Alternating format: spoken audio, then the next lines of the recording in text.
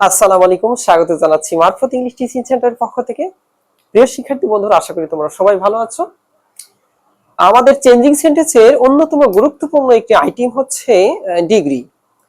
তো এই ডিগ্রিতে অনেক স্টুডেন্ট আছে যারা অত্যন্ত দুর্বল এবং ডিগ্রি একেবারেই পারে না। তো আমরা তাদের জন্য আজকে সহায়তা করার জন্য উপস্থিত হয়েছি। আশা করি আমাদের সাথে তোমরা যদি কষ্ট করে একটু ভিডিও দেখো, ইনশাআল্লাহ তোমার ডিগ্রি নিয়ে যে সমস্যা ছিল সেই সমস্যা থাকবে না। আমরা শুধুমাত্র তোমাদের জন্য দুইটা কৌশল অবলম্বন করাবো। তুমি যদি দুইটা কৌশল অবলম্বন করতে পারো আমাদের সাথে, তাহলে ইনশাআল্লাহ তোমার ডিগ্রি নিয়ে যে ভয়টা কাজ করে সেটা থাকবে না ইনশাআল্লাহ। তো শুরুতেই আমি তোমাদের জন্য যে কৌশলটা এনেছি, লক্ষ্য করো যে ডিগ্রি দুটি কৌশলই যথেষ্ট। তো ডিগ্রি জানতে হলে তোমাকে প্রথম অবস্থায় যে কাজটা করতে হবে, ডিগ্রি হচ্ছে আমাদের তিন প্রকার। এই তিন প্রকার সম্পর্কে সম্যক ধারণা থাকতে হবে। তো প্রথমে দেখো যে পজিটিভ, তারপরে হচ্ছে কম্পারেটিভ, এরপর হচ্ছে সুপারলেটিভ। এটা হচ্ছে তিন প্রকার ডিগ্রি। তো তুমি যখন ডিগ্রি করতে যাবে প্রথম অবস্থায় এই তিন প্রকার ডিগ্রি জানো, এবং এই তিন প্রকার ডিগ্রির রূপটা কি সেটা তোমাকে আগে প্রাথমিক অবস্থায় বুঝতে হবে। এটা মোস্ট ইম্পর্টেন্ট তোমাকে ডিগ্রি করার জন্য। তো প্রথমে লক্ষ্য করো যে পজিটিভ যে সেন্টেন্সটা হবে সেইটাই মূল শব্দ বা অ্যাডজেক্টিভ। এটা কিন্তু কৌশল, প্রথম একটা কৌশল তোমার, এটা মনে রাখো। তাহলে ডিগ্রি করতে তোমার অত্যন্ত সহজ ভাবে তুমি পেরে যাবে ইনশাল্লাহ।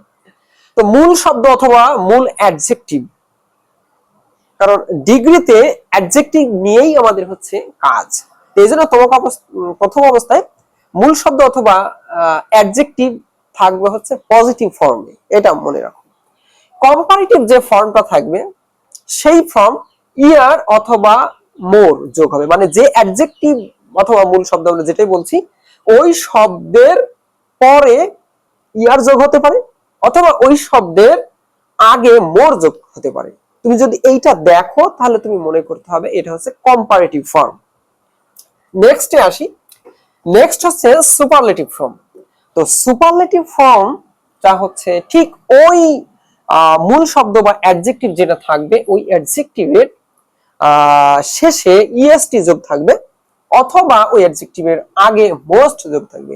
যদি এটা থাকে তাহলে সেটা মনে করতে হবে এটা সুপারলেটিভ ফর্ম। তো আমরা তোমাকে একটু উদাহরণ মাধ্যমে বুঝিয়ে দিচ্ছি। দেখো প্রথমে হচ্ছে, দেখো আমরা ওল্ড একটা শব্দ রেখেছি। এই ওল্ড শব্দটি হচ্ছে অ্যাডজেক্টিভ বা পজিটিভ ফর্ম, যেটাই বললে অথবা মূল শব্দ হিসাবে পজিটিভ ফর্মে থাকবে। তো এই ওল্ড এর আমরা যদি কমফর্টিভ করি, লক্ষ্য করো ইয়ার যোগ করেছি ওল্ডার। তো ওল্ড ওল্ডার, যখন শব্দটি ওল্ডে থাকবে সেটি পজিটিভ, আর যখন সেন্টেন্সটি ইয়ার যোগ করা হবে সেটা ওল্ডার, ইয়ার যোগ থাকলে সেটি কমফর্টিভ। এরপর নেক্সট দেখো ঠিক ওই ওল্ড শব্দটি সাথে আমি ইএসটি যোগ করেছি ওল্ডেস্ট। যখন ওই ওল্ডের সাথে ইএসটি যোগ থাকবে সেটা হচ্ছে সুপারলেটিভ ফর্ম। এখন প্রশ্ন হচ্ছে যে কিছু এক্সেপশনাল তোমার শব্দ থাকে যে শব্দের সাথে কখনো ইয়ার অথবা ইএসটি যোগ করা যায় না। এই ধরনের শব্দে আমরা তোমার কিছু শব্দের শুরুতে তোমার মোর অথবা মোস্ট যোগ করতে হয়। আমরা একটা উদাহরণ এনেছি এখানে, লক্ষ্য করো বিউটিফুল আমরা একটা শব্দ এনেছি বিউটিফুল। তো এই বিউটিফুল শব্দটির সাথে কিন্তু ইয়ার যোগ করা যায় না। লক্ষ্য করো বিউটিফুলের শব্দের সাথে ইয়ার যোগ করা যাবে না। এই জন্য এই শব্দটির আগে কি করতে হবে, মোর বিউটিফুল, মোর বিউটিফুল। আর যখন তুমি এটা সুপারলেটিভে রূপান্তর করব তখন ওই বিউটিফুল শব্দের আগে মোস্ট যোগ হবে। তাহলে আমাদের এই জায়গাটায় কি দাঁড়ালো, আমি যখন কোনো শব্দের শেষে যদি ইয়ার যোগ করতে পারি তাহলে সেটা কম্পারেটিভ, আর যদি ইএসটি যোগ করতে পারি তাহলে সেটা সুপারলেটিভ।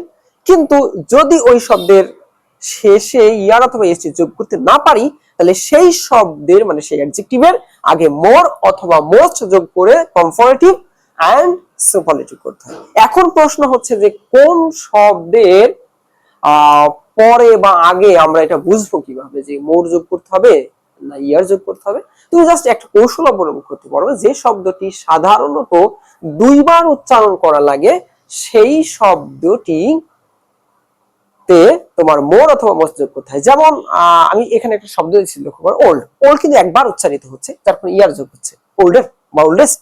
কিন্তু বিউটিফুল দেখো দুইবার উচ্চারিত, একবার হচ্ছে বিউটি আর হচ্ছে ফুল। তো এই যে দুইবার উচ্চারিত হওয়ার কারণে এই শব্দের শেষে ইয়ার বা ইএসটি যোগ করা যাচ্ছে না, এর আগে মোর অথবা মস্ত যোগ করতে হচ্ছে। তারপরে আমরা যদি বলি ফেমাস, লক্ষ্য করো ফেমাস, তাই না? ফেম এক জিনিস, আবার আস দুইটা উচ্চারিত হচ্ছে। আবার যদি বলি ইউজফুল, দেখো দুইবার উচ্চারিত। ঠিক এরকম কিছু কয়েকটা অ্যাডজেক্টিভ আছে যেটা তোমার উচ্চারণ করতে দুইবার লাগে। এই দুইবার উচ্চারিত হলেই তার আগে তুমি মোর অথবা মোস্ট যোগ করবে। প্রথম অবস্থায় তুমি এই কৌশলটা অবলম্বন করো, তাহলে তোমার ডিগ্রি শিখতে খুব সহজ হয়ে যাবে। হ্যাঁ প্রিয় শিক্ষার্থী বন্ধুরা, দ্বিতীয় যে কৌশলটি তোমাদের জন্য আছে সেটি হচ্ছে পজিটিভ যদি থাকে নো আদার, কম্পারেটিভ করার সময় সেটি দেন এনি আদার রূপান্তরিত হবে। এরপর পজিটিভ অথবা কম্পারেটিভে দেন এনি আদার নো আদার যদি থাকে, সুপারলেটিভ করার সময় সেটি আমি দিয়ে দিব। এরপর পজিটিভে যদি ভেরি ফিউ থাকে, কম্পারেটিভ করার সময় সেটি দেন মোস্ট আদার হবে। অথবা ভেরি ফিউ দেন মোস্ট আদার যুক্ত সেন্টেন্সকে যদি আমাকে সুপারলেটিভ করতে দেয়, তাহলে অন অফ বি হবে। এটা মোস্ট ইম্পর্টেন্ট, তোমাকে একটা সেন্টেন্সকে আরেকটা সেন্টেন্সে রূপান্তর করার ক্ষেত্রে ডিগ্রিতে তোমার এই রুলস বলতে পারো যে এগুলো মনে রাখতে হবে। এখন তোমাদেরকে সেন্টেন্সের মাধ্যমে জিনিসগুলো বুঝাবো। লক্ষ্য করো, নো আদার যুক্ত সেন্টেন্সকে কম্পারেটিভ করার ক্ষেত্রে প্রথমে যে কাজটি করতে হবে, সাবজেক্ট নিয়ে আসতে হবে। এরপরে ভার্ব, ভার্বের পরে কম্পারেটিভ ফর্ম, তারপরে হচ্ছে then any other plus no আদারের পরের অংশ। কিভাবে? লক্ষ্য করো, এই যে আমরা একটা সেন্টেন্স তোমাকে এখানে দিয়েছি, লক্ষ্য করো, no other boy is as tall as he. তো এই সেন্টেন্সে আমাকে যে নিয়মটা বলছে সেটা হচ্ছে শুরুতে নিয়ে আসতে হবে কি, সাবজেক্ট। তো এই সেন্টেন্সের সাবজেক্ট হচ্ছে হি, আমরা কি করব, শুরুতে হি নিয়ে আসবো। হি নিয়ে আসার পরে কি দিতে বলছে সেন্টেন্সের মধ্যে, ভার্ব। তো আমাদের এই সেন্টেন্সের ভার্ব হচ্ছে ইজ, আমরা দিলাম।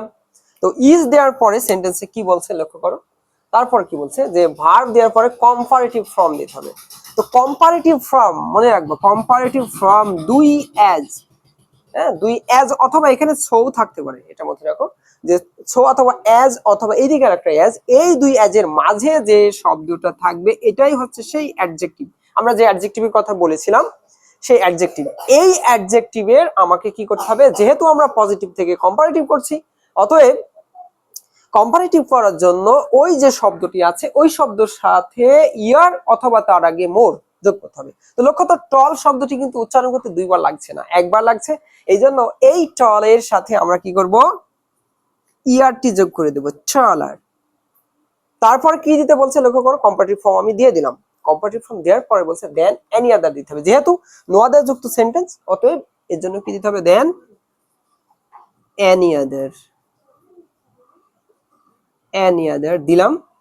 এরপরে কি বলছে, দেন এনি আদার দেওয়ার পরে নো আদার এর পরের অংশ। তো নো আদারের অংশ হচ্ছে এটা, নো আদারের পরের অংশ বলতে বয়, যদি আরো কিছু থাকে বয়ের পরে আমি সেটা দিয়ে দিব।